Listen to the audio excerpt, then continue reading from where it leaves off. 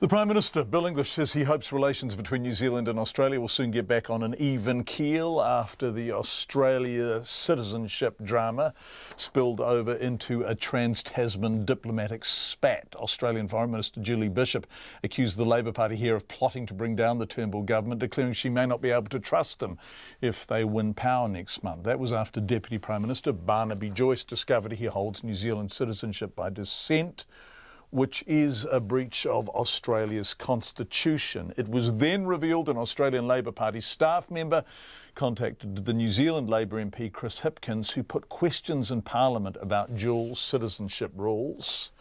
Here is our Deputy Political Editor, Chris Bramwell. Julie Bishop launched an unprecedented attack on the New Zealand Labor Party, saying it was not only involved with the Barnaby Joyce citizenship controversy, but that it would have lasting Trans Tasman ramifications.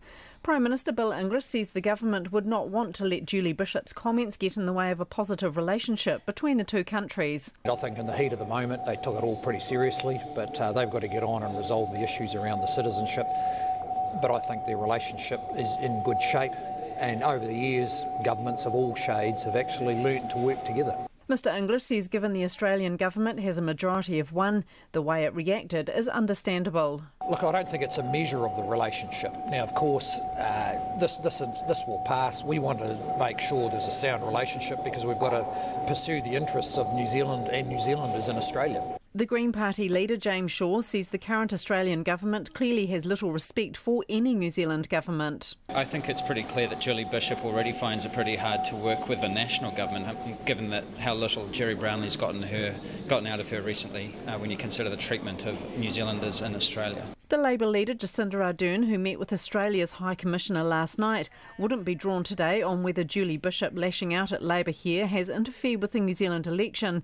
She says the relationship between her party and the Australian government is important. My focus is on our election here in New Zealand. That's where people would expect my focus to be. We've dealt with the situation. I've absolutely made it clear that we should never have been involved.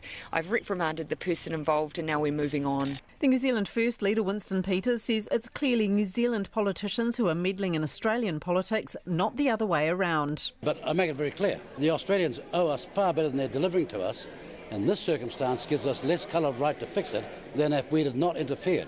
The idea that you're going around the back room between research units, meddling in other countries' politics, is just plain stupid. The Internal Affairs Minister Peter Dunn says the situation is extraordinary and everyone is running around trying to figure out who to blame. The only tentative advice that I would offer at the risk of interfering, and I'm not trying to, is that the Australians need to look at their constitution.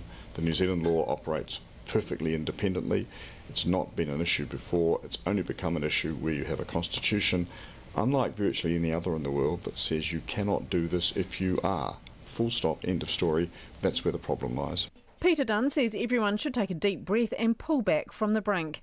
The Labor MP Chris Hipkins couldn't be reached for comment today, and neither could the Australian Labor Party staffer he's reportedly been in contact with, Marcus Gainley, who's the Chief of Staff to Penny Wong, the Leader of the Opposition in Australia's Senate.